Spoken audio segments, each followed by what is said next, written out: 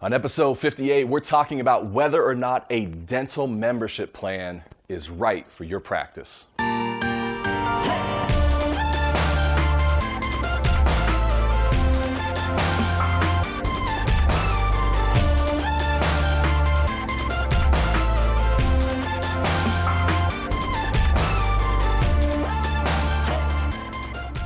Hey everybody, what's up and welcome to the 88 show. This is the internet's only dental show where we are answering marketing's most important questions because that's just what we do. My name's Joshua Scott. This right here is episode number 58. Coming up on episode 60. Nothing really special about that, just I know we've got 60 episodes planned this year, so we're coming up on the end of the year. And with that, this is Thanksgiving week. So happy holidays. Hope you take some time to enjoy your family, friends, be safe traveling, all those things this week. It's also a big week here in the Midwest because it is the traditional Ohio State versus Michigan weekend. Number 2 versus number 3 this year. It's here in Columbus, and so it's going to be insane in the city this weekend. We're pumped for it. And then also my son Caden, his birthday is this weekend. So man, just a busy week. It's the fall, it's going into the holidays, it's what happens. But before we get into the episode, this month's article, The Big Dig, check it out underneath. It was a recent trip to Boston and talking about the subject of business being complicated. And so really getting back to simplicity and keys, questions to ask to help you create simplicity in your business. It's a huge deal. So that's down below. We'd love to hear your comments. And yeah, this episode, number 58, is all about creating a dental membership plan. And so let's get to some questions. I've been thinking about starting a private in-office dental plan. What are your thoughts? I think these are great options for dental practices. It's kind of like, in this day and age, it's almost like Amazon Prime for your dental practice. And it's just a loyalty program. You'll have to decide if it's the right fit for you, but really what it is just patient retention. And it's saying I would rather keep patients involved in the practice than not seeing a patient. And so there's that huge gap out there, just patients that don't have dental benefits, they may not go to a practice at all. But if you offer them a membership plan, then you might keep them in the practice. And so that's what this is about. There's a few technical things. We can't call it dental insurance because it's not. So legally you can't call it that. It is a discount plan, but I don't like using that word. I think membership plan or membership program is a much better way to package that. Again, think Amazon Prime. And then the goal here, how we're gonna price it, you really just wanna fall somewhere between 100% of your fee for service fees and your PPO write-off, which could be up to 30%. So it's instead of going, hey, don't look at it like you're discounting your fees for patients.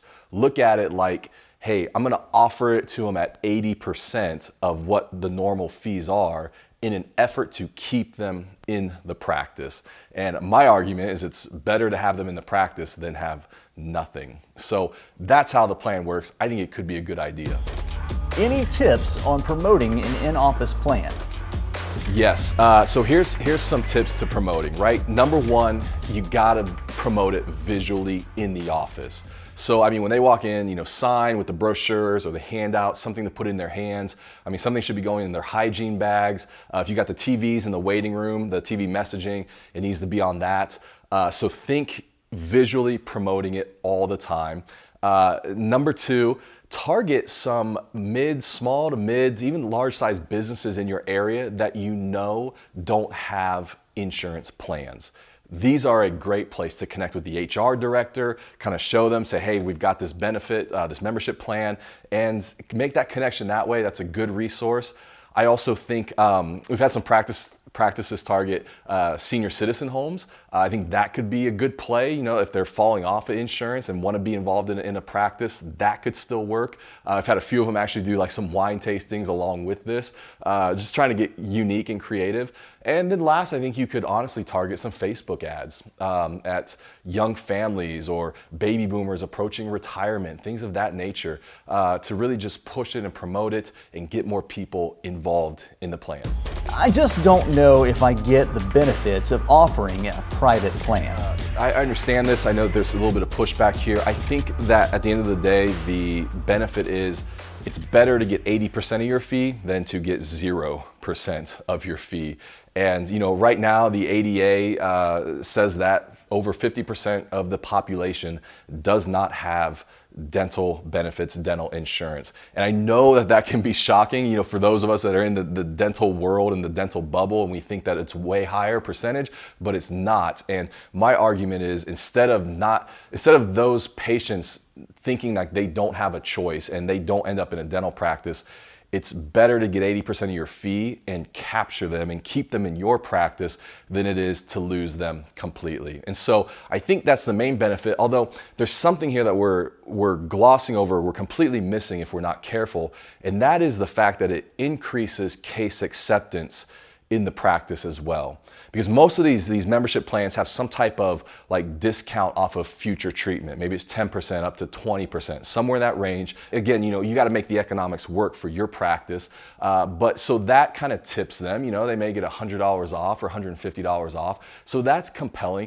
But it also, just by keeping them in the practice, it establishes that trust and it allows that relationship to continue to grow. And now instead of not seeing them and they have a dental emergency, now you've seen them 3 times over the past 18 months and then something happens and their likelihood, their trust level for accepting treatment is just way higher. And so again, this is a retention play. This is an internal play, but the best practices, the best marketing practices out there know how to retain their patients. So if you're thinking about a membership plan, here's some final tips, right? Number 1, the doctor has to be on board.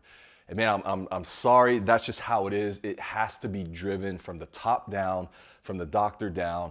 I've seen too many practices where maybe it was a staff member's idea or the office manager's idea, or it was the doctor's idea, but expected the staff to execute it on the daily basis. And while that needs to happen, the doctor has to champion this. So that's number 1. And then number 2, man, just get these payments set up on a reoccurring schedule. There is nothing that's going to drive your staff more crazy than having to track monthly payments. So figure out a way to do that. There are lots of companies out there that help with this. They'll help you put this whole program together, from the marketing to the materials to pass out to handling the monthly payments and setting those up. Just Google it online. There's quite a few companies and you can find one that fits your practice. So guys, that was episode 58, all about dental membership plans. Question of the episode: is a dental membership plan right for your practice? It's just something to think about. Hope you enjoyed it. Hope you had a good time. Remember, article down below, The Big Dig, this month's featured article. Check it out. Leave me your thoughts. Leave me any marketing questions for future episodes. I'll make sure they get answered. Guys, I'll see you next time.